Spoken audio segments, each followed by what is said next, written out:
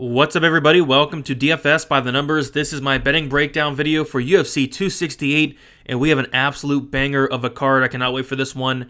This will be the most action I've ever had on a card since I've started tracking about 3 years ago. So, yep, should be fun. Lots of action. Can't wait to break it all down. As always, going to be breaking down these fights from a betting perspective and a betting perspective only. If you do want a further, more in-depth breakdown on why I like which fighter and why I'm betting what, I did post a full card breakdown and prediction video on Sunday. Also did a live stream after the weigh-ins on Friday, so if you're not check those out, go check those out. But yeah, before we get started though, if you guys can leave a like, as always, subscribe to the channel if you have not already. Lots of content throughout the week. I'm going to be going live 1 hour prior to the prelims with me, Narco Cop, Uncle Weezy, and a very special guest in Tajik Bey the Goat. So it should be a fun stream there. Best bet, give the best bet for each and every fight on the card. If you do want to support me more, a lot of people ask me, like, how can I donate to you? The best way is signing up on the Patreon, especially early in the month. You get the most bang for your buck. $10 a month, the most popular option. The betting tier with that, you get early access to my bets, my betting article that is out, my Hail Mary parlay included in that as well. Just beating a ton of line movement this year. You get a lot of stats for every single fighter. Uncle Weezy does the advanced stats as well, so lots of great stuff on there. $10 a month. Check it out if you would like to do so. I'm also releasing a website within the next month, dfsbythenumbers.com. If you want to get in early, you can go there, put in your email, and kind of how I post my bets for free every week on Twitter and Instagram. It'll be a lot easier to just post them on the website and get those out to you guys in email. So check that out if you'd like to as well. Cannot wait to release the new website. Should be lots of great stuff coming. So I say we get into it. We'll roll through these fights.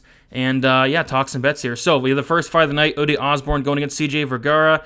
And the bet that I do have for the first fight of the night is going to be some violence. I really like the under 2.5 rounds.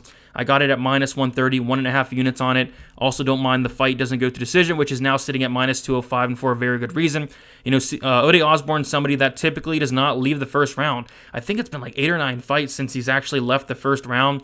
He's either, kill or be killed. He's been finished in 3 of his 4 losses. Vergara's been finished in half his losses, won by submission. And I think that's a pretty easy path to victory, is Osborne taking this fight down to the mat and finding a sub. I've seen Vergara, stuck off his back on times. I've seen him taken down very easily, so it'd be wise for Osborne to go for some takedowns here and get the submission.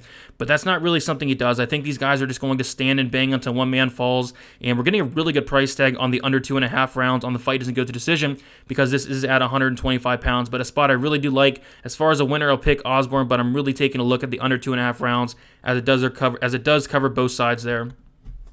Moving on to the next fight, we have Bagasarian going against Bruno Souza. Yeah, I'm not having any parlays on this card, but I think Bagasarian is a decent parlay piece.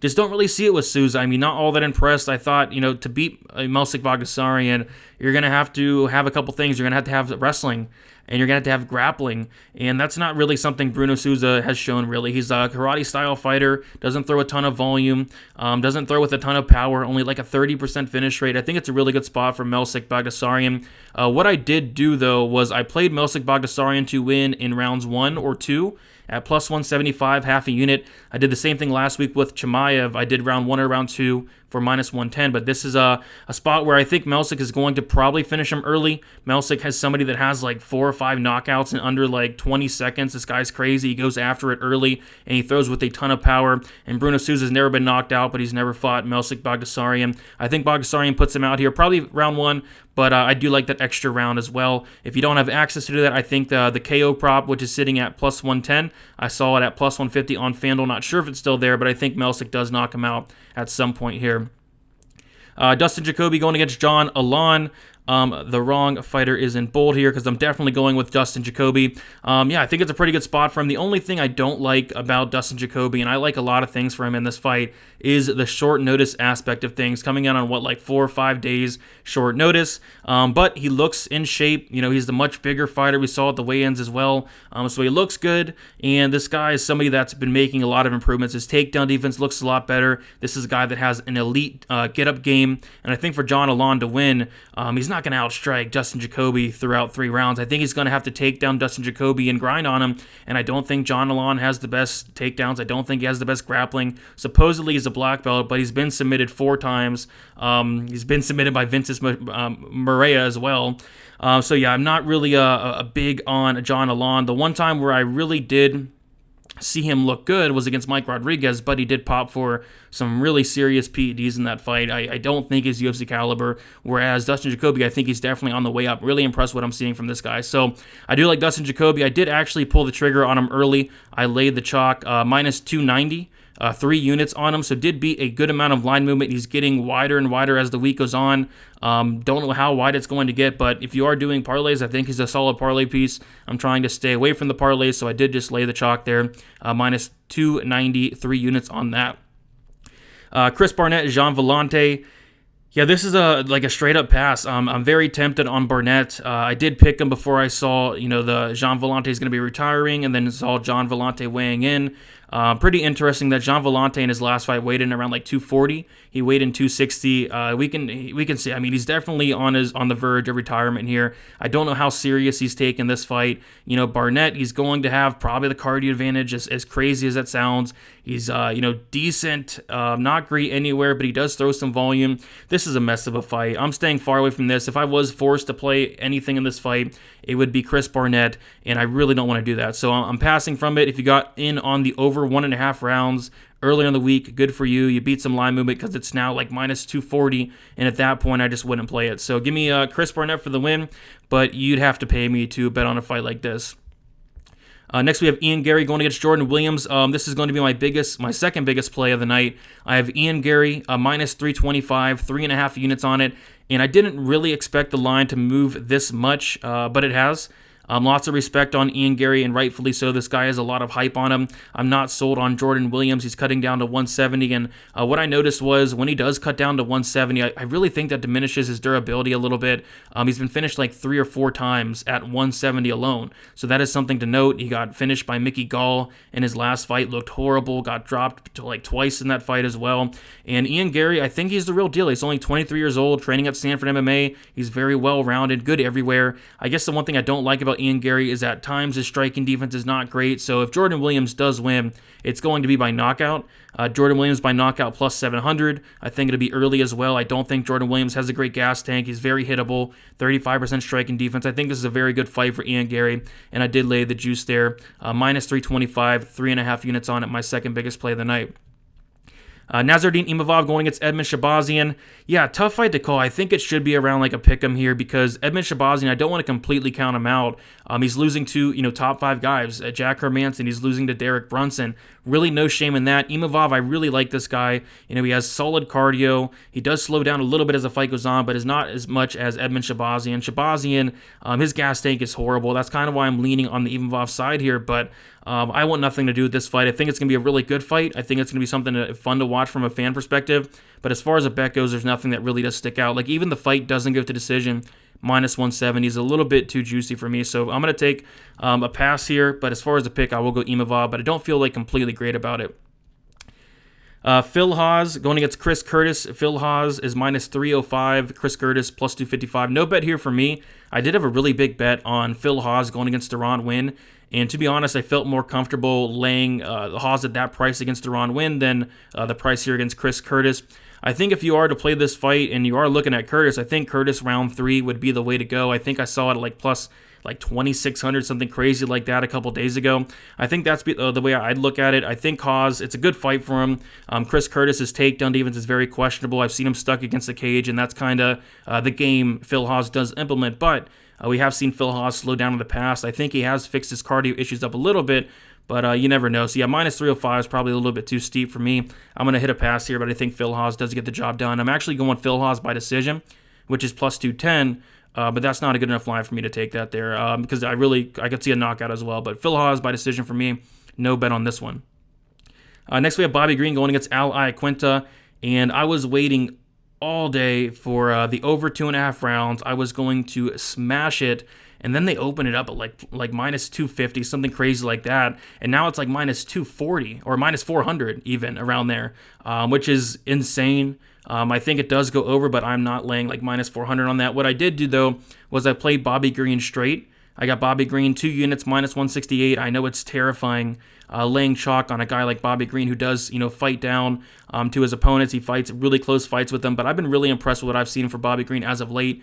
Outstriking Fiziev in 3 rounds. I know Fiziev won that fight. I personally scored for Fiziev, but landing harder shots and all that. But it was just really cool to see Bobby Green outland him in every single round there. Really close fight. And then I thought he beat Thiago Moises. There's a lot of fights that he's losing, and I think he wins. And maybe that could be the case here. But, Iaquinta, I really question where his head's at. He has stuff going on outside of MMA. He was talking about retiring in an interview I heard as well.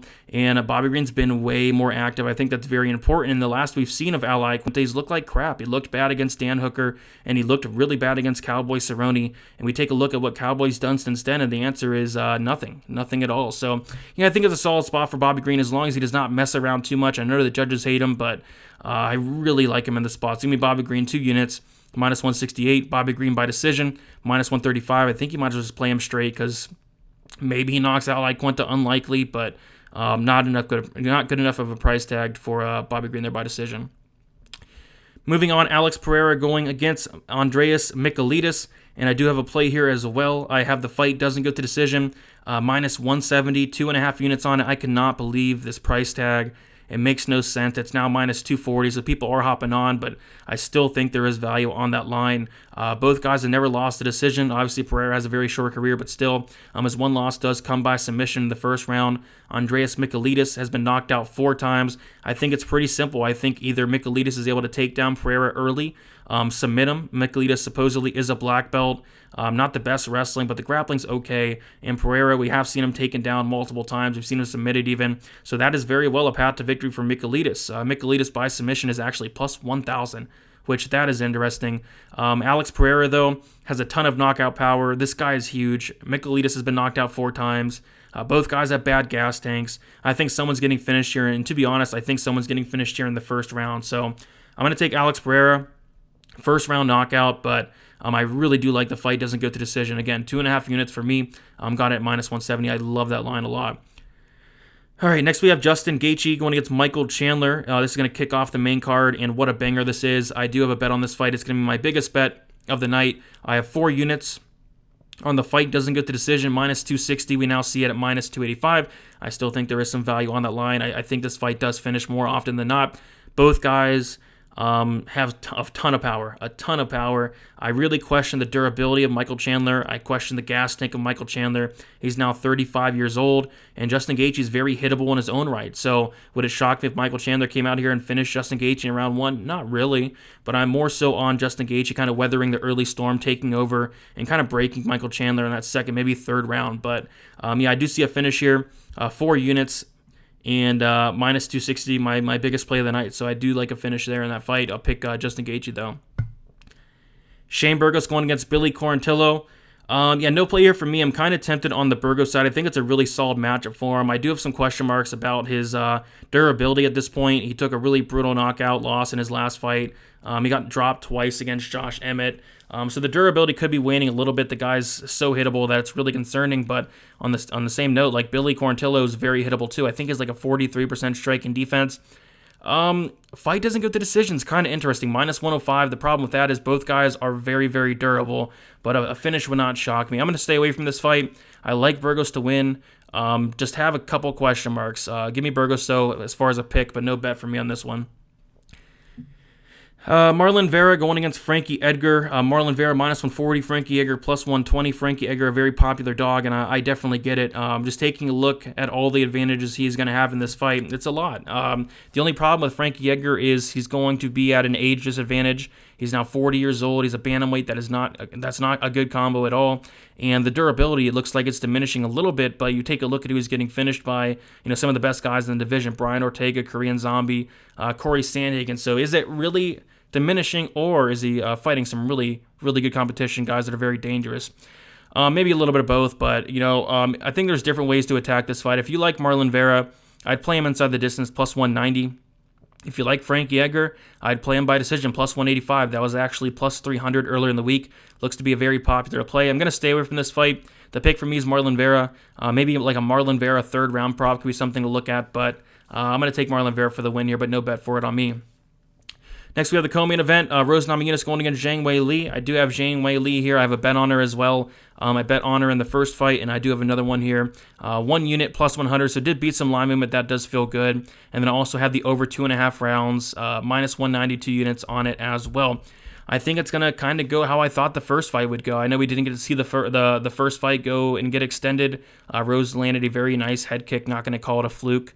Zhang Weili got caught. It happens. Fighters get caught. But, I do expect Zhang Weili to kind of take over as the fight goes on. She throws a ton of volume. She throws very hard as well. I expect Rose to have success early, but we do see in fights where Rose does slow down, like in the Andrade fight number 2, she was slowing down a ton. And if there was another 2 rounds in that fight, she would have lost for sure. But Zhang Weili, she can go a full 5 rounds, no problem, and she can throw a ton of volume throughout the duration of that fight, and she hits hard again. So I do like Zhang Weili to kind of take over as the fight goes on. Maybe a late finish, but I'm kind of thinking Zhang Weili by decision here, which is plus 220. But ultimately, my favorite play in this one is going to be the over 2.5 rounds. I think it does get extended here. And then the main event, Kamaru Usman going against Colby Covington. Kamaru Usman minus 310, Colby Covington plus 260. I have the over 2.5 rounds in this one as well. Got it at minus 200. I kind of, see it going kind of the same as the first fight, where they're just going to, stand and bang here. I'm not sure, what Colby Covington's going to do different. Will he wrestle? I'm not sure if he does. Will he have success? I don't think so. But for Colby to have success, he's going to have to push a crazy, crazy pace. I think if there is an early knockout, it's going to be Kamaru Usman, but I kind of do see this getting extended. Both guys are very durable. And I also took a half-unit shot on Kamaru Usman by knockout. I do think he puts Colby Covington out at some point in this fight, preferably later after that 2.5 round mark. But yeah, give me Kamaru Usman to get it done, and get it done by knockout there. So quickly going through my action, I'll be posting all my bets on Twitter, which is DFS_numbers, Instagram DFS by the numbers if I do add anything, but I think this is going to be about it. Zhang Weili, 1 unit plus 100. Also have the over 2.5 rounds, minus 190, 2 units on that. Bobby Green, minus 168, 2 units on that. Ian Gary, minus 325, 3.5 units on that. Dustin Jacoby, minus 290, 3 units on that. Kamaru Usman going against Colby Covington, over 2.5 rounds, minus 200, 2 units on it. Usman by KO, plus 150, half a unit. Gaethje Chandler fight doesn't go to decision, minus 264 units, my biggest play of the night. Osborne Vergara, under 2.5 rounds, minus 130, 1.5 units. Pereira Michailidis, a fight doesn't go to decision, minus 170, 2.5 units. And then Bagasarian wins in either round 1 or 2, half a unit, plus 175. That is about it, guys. Thank you so much for watching. You guys can leave a like on your way out, subscribe to the channel. It'd be much, much appreciated. Good luck for UFC 268. Let's make some money, and we'll talk to you guys very soon. Check out Best Bet 1 hour prior to the prelims. Best of luck, guys, and good luck. Best of luck. And good luck. That didn't make sense, but good luck regardless. See you guys.